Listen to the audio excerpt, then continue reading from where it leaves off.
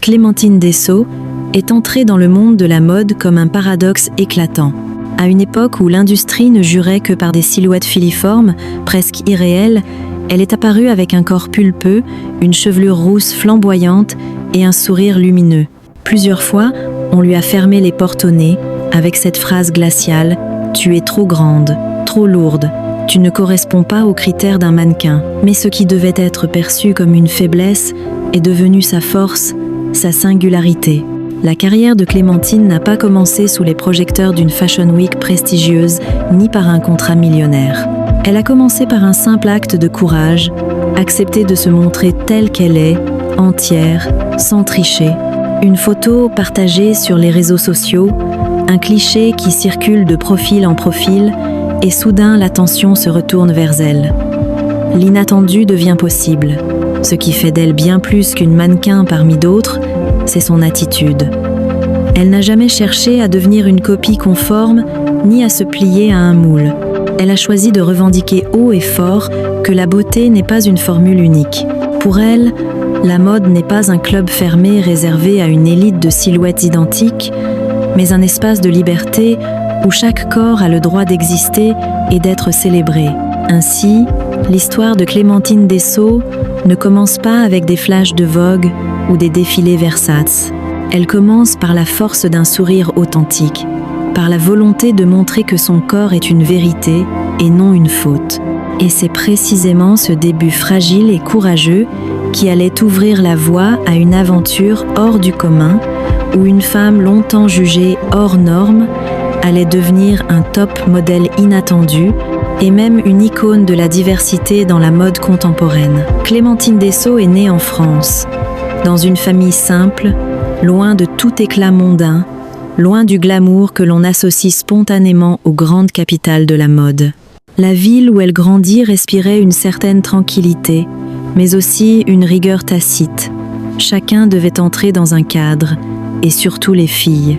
Très tôt, elle a compris que son apparence différait de celle des autres enfants. Alors que ses camarades de classe étaient fines, avec des traits jugés classiques, Clémentine avait un corps plus rond, une chevelure rousse éclatante et une présence qu'on remarquait immédiatement.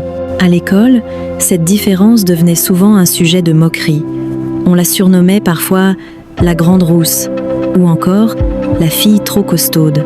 Pour une enfant, ces mots pouvaient résonner comme des blessures profondes. Mais déjà, derrière les larmes silencieuses, quelque chose se construisait en elle. Une énergie farouche, la capacité de se relever au lieu de plier. Sa mère, attentive, l'encourageait sans cesse. « Tu es belle à ta façon, et jamais personne n'aura le droit de définir ta valeur à ta place. » Ces phrases, répétées comme un mantra, lui ont servi de bouclier invisible tout au long de son enfance. Sa famille ne roulait pas sur l'or. Son père et sa mère travaillaient dur pour maintenir un équilibre financier fragile et les extras étaient rares. Pas de vacances exotiques ni de vêtements de luxe, mais un foyer solide, chaleureux, rempli d'amour sincère. Cette atmosphère, loin d'étouffer ses rêves, les nourrissait d'une vérité brute. Clémentine a grandi en sachant que la valeur d'une personne ne se mesurait ni à la richesse, ni à l'apparence.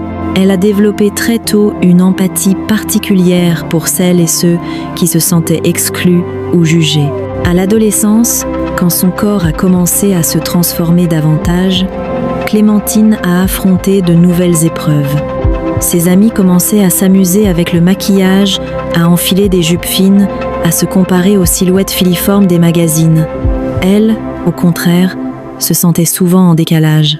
Devant le miroir, elle se posait 1000 questions. Pourquoi son corps ne ressemblait-il pas au mannequin en couverture de Vogue ? Pourquoi les publicités ne montraient-elles qu'un seul modèle de beauté, uniforme, glacé ? Ces interrogations, sans réponse immédiate, allaient devenir plus tard la base de sa révolte créative. Malgré ses doutes, Clémentine restait une adolescente joyeuse, souriante, très entourée. Ses amis la décrivaient comme quelqu'un de solaire, prête à défendre les plus faibles, capable de transformer une journée grise en éclat de rire. Cette force intérieure surprenait ceux qui ne voyaient en elle qu'une jeune fille timide ou complexée. C'est là que se révélait la dualité qui allait marquer toute sa carrière, un mélange de douceur et de combativité. Parallèlement, Clémentine nourrissait un goût marqué pour l'art et la créativité. Elle adorait écrire, griffonner des croquis de tenue, observer comment une coupe de vêtements ou une couleur pouvait transformer une silhouette. Sans imaginer devenir un jour top modèle, elle jouait déjà avec la mode comme un terrain d'expression. Elle inventait ses propres associations de couleurs, osait porter des pièces que d'autres jugeaient incongrues. Ce n'était pas de la provocation, mais une manière instinctive de se créer une place dans un monde où elle ne se reconnaissait pas. La ville où elle vivait n'était pas un carrefour de la mode comme Paris ou Milan, mais partout les publicités rappelaient l'omniprésence d'un idéal unique. Des mannequins au corps longiligne, à la démarche distante, à la perfection glaciale. Devant ces images, Clémentine se demandait « Et si, un jour, un corps comme le mien apparaissait sur ces affiches ?» Ce qui semblait alors une rêverie irréalisable allait, des années plus tard, devenir une réalité fracassante. Vers la fin de son adolescence, elle comprit qu'accepter sa différence serait la seule manière de s'épanouir. Chaque remarque blessante, chaque comparaison injuste forgeait son caractère. Au lieu de se cacher, elle commença peu à peu à assumer ses formes. Bien sûr, ce chemin fut long et semé de doutes. Il y eut des soirs de silence douloureux, des journées où elle aurait voulu disparaître. Mais chaque fois, elle revenait plus forte, comme si quelque chose en elle refusait catégoriquement d'abdiquer. Et c'est bien ce terreau, fait de blessures mais aussi de résilience, qui allait préparer la future Clémentine Dessaulles à devenir une mannequin pas comme les autres. Quand, plus tard, elle entrerait dans l'industrie, elle porterait en elle toute cette histoire, celle d'une petite fille rousse un peu trop visible, un peu trop différente, mais qui avait appris à transformer chaque « trop » en singularité. Ce passé modeste, loin des projecteurs, allait devenir son arme secrète. Car rien ne forge mieux une icône qu'une enfance où l'on apprend, dès les premiers pas, à se battre contre le regard des autres. Et c'est de ce regard qu'elle fera, plus tard, son territoire de victoire. Le chemin qui mena Clémentine Dessaulles vers la mode ne ressemblait en rien à un conte de fées. Pas de découverte miraculeuse dans une galerie commerçante, pas de recruteur tombant sous son charme en un regard. Son entrée dans l'univers impitoyable des mannequins fut faite de hasard, de courage et surtout de fragilité assumée. Au début de sa vingtaine, Clémentine poursuivait des études en communication. Elle se voyait plutôt travailler dans les médias ou la publicité, mais jamais elle n'aurait osé rêver d'une carrière de mannequin. Pour elle, cette voie semblait réservée à une élite, des jeunes femmes filiformes, au visage standardisé, destinées à devenir peu, être top modèle si la chance les favorisait. Elle, avec ses formes généreuses et ses complexes d'adolescente, n'imaginait pas franchir ces portes verrouillées. Tout bascula un jour grâce à une amie passionnée de photographie. Celle-ci lui proposa de participer à une séance photo amateur, presque ludique. Clémentine hésita longtemps. Elle avait peur du jugement, peur que l'appareil photo devienne un miroir cruel. Mais ses proches la convainquirent. « Tu dégages quelque chose d'unique, laisse l'objectif le capter. » Finalement, elle accepta, mi-curieuse, mi-inquiète. La séance eut lieu dans une petite chambre, éclairée par une simple lampe. Rien à voir avec l'univers sophistiqué des studios professionnels.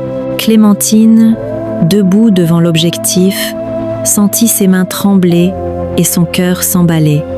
Les premières poses furent maladroites, crispées, mais peu à peu, un déclic se produisit. Son sourire jaillit, ses gestes s'adoucirent et son regard refléta une sincérité brute. L'appareil photo, loin de dénoncer ses failles, semblait révéler une lumière qu'elle ignorait posséder. Lorsque les clichés furent publiés sur les réseaux sociaux, la surprise fut immense. Les commentaires affluaient, souvent de parfaits inconnus. Quelle authenticité! Ce sourire illumine l'écran. Pourquoi ne voit-on pas plus souvent ce genre de mannequin? Pour la première fois, Clémentine découvrit que son corps, tant de fois jugé ou raillé, pouvait inspirer une forme d'admiration. Sa famille d'abord s'inquiéta. Ses parents craignaient de la voir se jeter dans une industrie réputée dure et cruelle. Ils avaient peur qu'elle souffre encore davantage des jugements qu'elle avait subis enfant. Mais Clémentine, désormais adulte, n'était plus la petite fille fragile qu'on moquait à l'école. Elle leur répondit avec une détermination nouvelle. « Si je n'essaie pas, je ne saurai jamais jusqu'où je peux aller. » Devant tant de convictions, ses parents finirent par l'encourager, tout en gardant leurs craintes. Très vite, une petite marque locale repéra ses photos et la contacta pour une campagne. Clémentine fut d'abord sidérée. Comment son corps, qu'on avait tant de fois décrié, pouvait-il représenter une marque ? Mais elle accepta. Le jour du shooting, elle arriva anxieuse. Pourtant, sous les projecteurs, quelque chose changea. Au lieu de se cacher, elle osa occuper l'espace. Les clichés qui en résultèrent frappèrent par leur naturel. Rien n'était masqué, ses courbes, ses traits singuliers, son énergie. Ces images circulèrent au-delà de ce que la marque elle-même espérait. Dans un univers saturé de silhouettes interchangeables, le visage et le corps de Clémentine bousculaient les habitudes. Elle n'était pas encore un top modèle, mais son aura marquait déjà les esprits.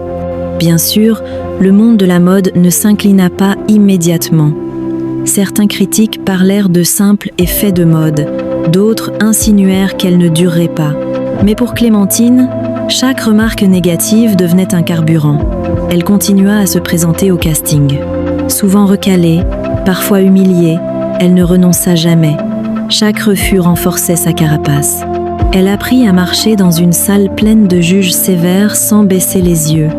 Elle apprit à transformer le mot « non » en une étape de plus vers le « oui » décisif. Sa différence, au lieu d'être une entrave, devint peu à peu son arme. Dans une industrie obsédée par l'uniformité, elle se démarquait par sa vérité. Ce moment d'entrée dans la profession n'eut rien d'un triomphe immédiat, mais il fut le socle sur lequel elle allait bâtir toute sa carrière. Loin d'un conte de fées, c'était une histoire de persévérance, de courage et d'authenticité. Clémentine comprit alors qu'elle ne serait jamais une mannequin comme les autres. Mais, justement, n'était-ce pas cette singularité qui pouvait, un jour, la hisser au rang de top modèle différent, celui qui incarne l'espoir des oubliés de la mode? Si les premiers clichés de Clémentine n'étaient qu'un simple tremplin, les années suivantes marquèrent une véritable explosion médiatique. Le moment charnière eut lieu lorsqu'une grande marque de cosmétiques l'invita à devenir l'un des visages de sa campagne mondiale. Ce n'était pas une maison de couture ultra exclusive, mais une enseigne grand public, omniprésente dans les rues, sur les écrans et les affiches. Soudain, partout en France et bien au-delà, on découvrit son visage lumineux, ses cheveux roux flamboyants et surtout un corps différent de celui des mannequins habituels. La presse française parla d'un « vent de fraîcheur », d'une « gifle donnée au canon traditionnel de la beauté ». On s'interrogeait « pourquoi fallait-il attendre si longtemps pour voir un tel corps sur un panneau publicitaire ?» L'impact fut immédiat. Clémentine, de simple mannequin outsider, devint l'icône d'une nouvelle ère. Les sollicitations se multiplièrent. Des magazines de mode prestigieux demandèrent à la photographier. Des marques internationales lui proposèrent des contrats. Un moment marquant fut une série de photos publiées sans retouche excessive. Ses vergetures, ses formes, sa peau naturelle furent laissées intactes. Ce geste, en apparence simple, résonna comme une révolution. Des milliers de femmes écrivirent à Clémentine « Enfin quelqu'un qui nous représente. Grâce à toi, je me sens moins seule. Tu prouves qu'on peut être mannequin sans être un cliché. » Sur les podiums, Clémentine imposa un style singulier. Chaque pas semblait résonner comme un acte de défi. Ces défilés n'étaient pas de simples présentations de vêtements. Ils devenaient des manifestes vivants.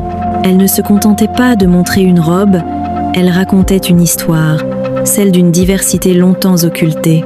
Certains créateurs la décrivaient ainsi. Quand elle entre sur scène, le vêtement cesse d'être abstrait. Il devient une célébration du réel. Heidi, ce charisme particulier la fit reconnaître comme bien plus qu'un mannequin atypique. Elle devint une voix. Interview après interview, elle expliquait qu'il était urgent de redéfinir la notion de beauté. Trop longtemps, on a imposé un moule unique. Mais la beauté n'a pas qu'une seule silhouette. Ces mots firent d'elle l'ambassadrice d'un mouvement global, la body positivity. À mesure que sa notoriété grandissait, Clémentine comprit qu'elle pouvait utiliser un nouvel outil, les réseaux sociaux. Plutôt que d'attendre la validation des magazines, elle parla directement à ses abonnés. Elle y montra son quotidien, ses joies simples, ses doutes aussi. En robe haute couture ou en jean dans un café, elle restait la même, sincère. Ce ton naturel renforça son lien avec le public. Des centaines de milliers de personnes la suivirent, non seulement pour admirer une top modèle différente, mais pour retrouver en elle une amie, une confidente. Évidemment, cette percée fulgurante attira aussi des critiques. Certains accusèrent Clémentine de glorifier l'obésité, d'autres de promouvoir l'absence de discipline. Mais elle répondit sans détour.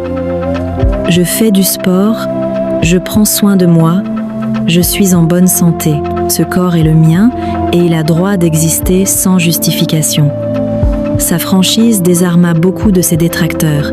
L'apogée de cette période fut atteinte quand elle fut invitée à défiler lors d'un grand événement international aux côtés de mannequins célèbres. Ce soir-là, dans une salle comble, ses pas résonnèrent plus fort que ceux des autres. Parce qu'elle portait avec elle non seulement une robe, mais un symbole. La salle entière se leva, non pas uniquement pour applaudir un vêtement, mais pour saluer un changement historique. L'acceptation, enfin, de la différence. Clémentine n'était plus seulement une mannequin, elle était devenue un manifeste vivant. Ses courbes, autrefois stigmatisées, s'étaient transformées en armes de communication, en moteurs de changement culturel. Le monde commençait à comprendre que le luxe n'était pas uniquement réservé à une silhouette unique. Mais derrière les flashs et les contrats, ce qui marquait le plus, c'était l'émotion. Lorsqu'on l'interrogeait, Clémentine répétait « Je ne cherche pas à être une star. Je veux simplement que chaque femme puisse se regarder dans un miroir et se sentir digne. » Dans cette phrase résidait toute sa force. Elle ne courait pas après la gloire, mais après la vérité. La percée de Clémentine Dessaut fut donc bien plus qu'une carrière réussie. Elle fut une déflagration dans un univers figé, une preuve éclatante qu'un top modèle peut naître non pas d'une conformité aux règles, mais d'une transgression assumée, et qu'un mannequin qui ose rester lui-même peut bouleverser tout un système. Ce qui transforma Clémentine Dessaut en icône n'était pas seulement sa réussite professionnelle, mais sa manière d'affronter les normes et de refuser les compromis faciles. Même au sommet de sa carrière, là où tant de mannequins acceptent les règles pour décrocher des contrats, Clémentine choisit la voie la plus risquée, rester fidèle à elle-même. Un jour, une grande maison de couture lui proposa une campagne internationale. L'offre paraissait irrésistible, une étape décisive pour tout mannequin rêvant de devenir top modèle. Mais la condition cachée glaça Clémentine. Son image devait être retouchée, son corps corrigé pour correspondre à la silhouette idéale. Sa taille serait réduite, ses jambes amincies, sa peau lissée à l'extrême. En d'autres termes, on ne voulait pas d'elle, mais d'une version déformée.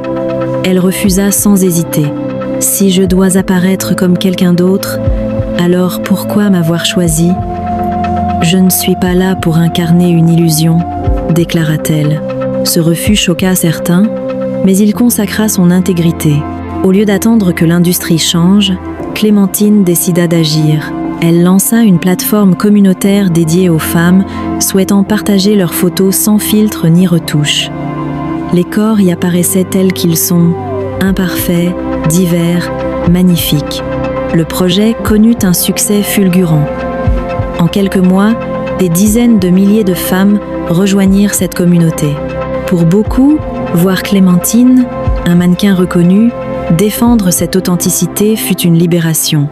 Bien entendu, cette audace attira aussi de vives critiques. Certains professionnels de la mode l'accusèrent de détruire l'élégance. D'autres affirmèrent que son corps ne pouvait pas transmettre le luxe. Un organisateur de défilé alla jusqu'à lui dire que sa présence brisait l'harmonie des podiums. Au lieu de se taire, Clémentine prit la parole publiquement. Elle raconta ce rejet, dénonça la peur de la différence, et ses mots furent largement relayés. Pourquoi la diversité serait-elle une menace, alors qu'elle est le reflet du monde réel ? Chaque attaque devint pour elle une arme de communication. Les médias qui l'avaient autrefois ignorée commencèrent à la suivre de près, fascinés par son courage. Dans les interviews, elle répétait que sa mission dépassait sa propre carrière. « Je ne me bats pas seulement pour moi. Je me bats pour toutes celles qu'on ne voit jamais. » Ces déclarations résonnaient bien au-delà de la mode. De nombreuses jeunes femmes qui rêvaient de devenir mannequins, mais se sentaient exclues, trouvèrent en elle une inspiration. Certaines osèrent enfin franchir la porte d'une agence. D'autres, simplement, apprirent à se réconcilier avec leur reflet. Clémentine était devenue bien plus qu'une top modèle différente. Elle était une militante, une voix qui donnait du sens à un mouvement mondial. Mais cette position avait un prix. Refuser des contrats prestigieux signifiait aussi perdre des opportunités financières considérables. Des collègues lui conseillèrent de céder, de faire un compromis, juste une fois. Clémentine resta inflexible. « Ce que je perdrais alors serait bien plus précieux qu'un contrat. Je perdrais ma vérité », confia-t-elle. C'est ainsi qu'elle redéfinit le succès. Pour beaucoup, réussir signifiait apparaître en couverture des magazines, multiplier les partenariats, devenir le visage d'un parfum de luxe. Pour elle, réussir voulait dire voir une jeune fille lui écrire « Grâce à toi, je me sens belle pour la première fois ». Ce renversement de perspective la plaça hors du système traditionnel, mais c'est précisément ce qui fit d'elle une icône culturelle. Un jour, interrogée sur ce qu'elle voulait laisser derrière elle, Clémentine répondit « Je ne suis pas ici pour plaire à tout le monde. Je suis ici pour être vraie. Si ma vérité aide ne serait-ce qu'une femme à se sentir libre dans sa peau, alors j'ai accompli ma mission. » Cette phrase fit le tour des réseaux sociaux, reprise comme un slogan d'émancipation. En définitive, la différence de Clémentine Dessau ne résidait pas seulement dans son corps, mais dans son refus radical de se plier. Dans un monde où l'on pense souvent qu'un mannequin doit être docile pour espérer devenir top modèle, elle choisit la confrontation. Elle transforma chaque « non » en déclaration de guerre, chaque critique en démonstration de force. Et c'est ainsi qu'elle passa du statut de mannequin hors norme à celui de symbole universel. Après plusieurs années passées sous les projecteurs, à enchaîner campagnes et défilés, Clémentine Dessau connut une période beaucoup plus sombre. Le succès, si éclatant qu'il fut, apportait aussi son lot de pression. Le quotidien d'un mannequin, même pour une top modèle qui revendiquait sa différence, n'était jamais simple. Voyages incessants, horaires démentiels, attentes irréalistes. À cela s'ajoutaient les critiques permanentes d'un public divisé entre admiration et hostilité. Sur les réseaux sociaux, chaque publication de Clémentine attirait des centaines de commentaires. Beaucoup étaient enthousiastes, mais certains restaient d'une cruauté implacable. Trop grosse, pas professionnelle, une erreur de casting. Elle avait beau s'endurcir, ses attaques répétées finissaient par laisser des traces. Derrière son sourire, la fatigue psychologique s'installait. Le premier incident marquant survint lors d'un défilé aux États-Unis. Sous les projecteurs, alors qu'elle avançait avec assurance, Clémentine trébucha et tomba lourdement. Une chute banale en apparence, mais qui fit les gros titres. Les tabloïds se ruèrent sur l'événement, liant immédiatement l'accident à son corps. « Le poids d'une mannequin hors norme devient un obstacle », titra un magazine. Les images tournèrent en boucle. Clémentine, humiliée, se replia sur elle-même. Ce qui aurait dû n'être qu'un incident sans importance se transforma en symbole utilisé contre elle. Peu de temps après, un autre épisode fragilisa encore son image. Dans une interview, Clémentine osa dénoncer publiquement une grande marque qu'il avait rejetée à cause de ses formes. Ses mots sincères mais fermes furent tronqués par certains médias. On la décrivit comme arrogante, ingrate, mordant la main qui la nourrissait. La polémique enfla, chaque phrase sortie de son contexte devenant une arme contre elle. Elle, qui voulait dénoncer une injustice, se retrouva accusée d'insolence. Ses coups répétés la conduisirent à prendre une décision radicale, se retirer. Pendant plusieurs mois, elle réduisit ses apparitions publiques. Sur Instagram, elle posta de moins en moins, rompant avec l'image d'icône hyperactive. Son absence suscita l'inquiétude. Les fans se demandaient si elle avait renoncé, si elle quittait définitivement la scène. Le silence de Clémentine ouvrait la porte à toutes les spéculations. En réalité, cette disparition était une tentative de survie. Elle avait besoin de se recentrer, de retrouver une identité hors du mannequinat. Elle voyagea seule, lut énormément, écrivit dans ses carnets. Elle chercha à reconstruire un rapport apaisé à son corps, loin des flashs. Pourtant, faute d'explications publiques, la presse parla de crise, de dépression, voire d'échec. Clémentine, une fois de plus, devint l'objet d'interprétations qui ne lui appartenaient pas. Dans une confession ultérieure, elle admit avoir traversé une crise profonde. On me demandait d'être toujours forte, toujours souriante, d'incarner un modèle pour des milliers de femmes. Mais moi aussi, j'ai mes fragilités. Je ne suis pas une machine, je suis une femme. Ce témoignage toucha profondément ses admirateurs, qui comprirent que même une top modèle pouvait s'effondrer sous le poids des attentes. Le retrait dura presque 1 an. Puis, lentement, Clémentine réapparut. Mais cette fois, elle ne choisit pas les grandes scènes. Elle privilégia de petits projets artistiques, des collaborations locales, loin des feux d'artifice habituels. Dans un message émouvant publié en ligne, elle expliqua « J'ai eu besoin de disparaître pour me rappeler qui je suis. Pas une marque, pas une image, pas un symbole. Juste une femme qui apprend encore à aimer sa vie. » Cette période, bien que douloureuse, fut essentielle. Elle révéla que derrière le statut de mannequin et la figure publique se cachait une personne vulnérable. Elle rappela aussi que l'industrie de la mode, avide de diversité en façade, pouvait se montrer impitoyable envers celles qui osaient déranger. La disparition temporaire de Clémentine fit naître un débat plus large. L'industrie demande-t-elle trop à ses mannequins ? Le public, avide de représentations inspirantes, n'impose-t-il pas une pression démesurée à celles qui osent être différentes ? Clémentine, malgré elle, souleva ces questions.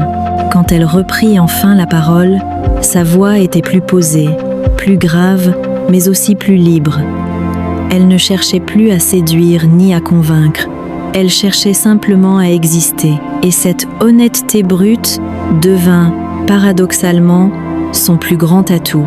L'incident, l'erreur, la disparition, 3 étapes qui auraient pu briser une carrière. Mais dans le cas de Clémentine Dessaut, elles contribuèrent à écrire un chapitre encore plus humain, encore plus universel. Car c'est dans la chute et le silence que se mesure la profondeur et la vérité d'une icône. Même éloignée des podiums, elle restait présente dans les esprits, preuve qu'un top modèle n'est pas seulement défini par ses triomphes, mais aussi par la manière dont il survit à ses défaites. Clémentine Dessaut n'a pas seulement laissé derrière elle des campagnes publicitaires ou des défilés mémorables. Son véritable héritage se trouve dans le regard nouveau que la société porte sur la beauté. Pendant longtemps, les podiums et les magazines ne célébraient qu'une silhouette unique. Grâce à elle, une brèche s'est ouverte, celle d'une diversité assumée. Beaucoup de jeunes femmes qui rêvaient de devenir mannequins mais se croyaient condamnées à l'ombre ont trouvé en Clémentine une source de courage. Certaines se sont lancées dans la profession, d'autres ont simplement appris à aimer leur reflet. Dans les 2 cas, elle a joué le rôle de pionnière. Elle n'était plus seulement une top modèle singulière, mais une voix culturelle, une figure de transmission. Quand on lui demandait de quoi elle était la plus fière, elle répondait sans hésiter. Si une seule femme regarde mes photos et se dit que son corps mérite d'être aimé, alors ma mission est accomplie. Une phrase simple, mais qui résume toute sa philosophie. Aujourd'hui, même si elle n'apparaît plus sur les podiums aussi souvent, son nom reste associé à une question brûlante. Si Clémentine commençait sa carrière aujourd'hui, dans un monde un peu plus ouvert, aurait-elle eu moins de combats à mener ? Ou bien est-ce précisément la dureté des épreuves qui a forgé son impact et donné toute sa valeur à son parcours ? Quoi qu'il en soit, son héritage demeure. Dans chaque sourire confiant d'une femme qui ose se montrer telle qu'elle est, dans chaque pas d'un mannequin qui revendique sa différence, on retrouve un peu de Clémentine Dessaut.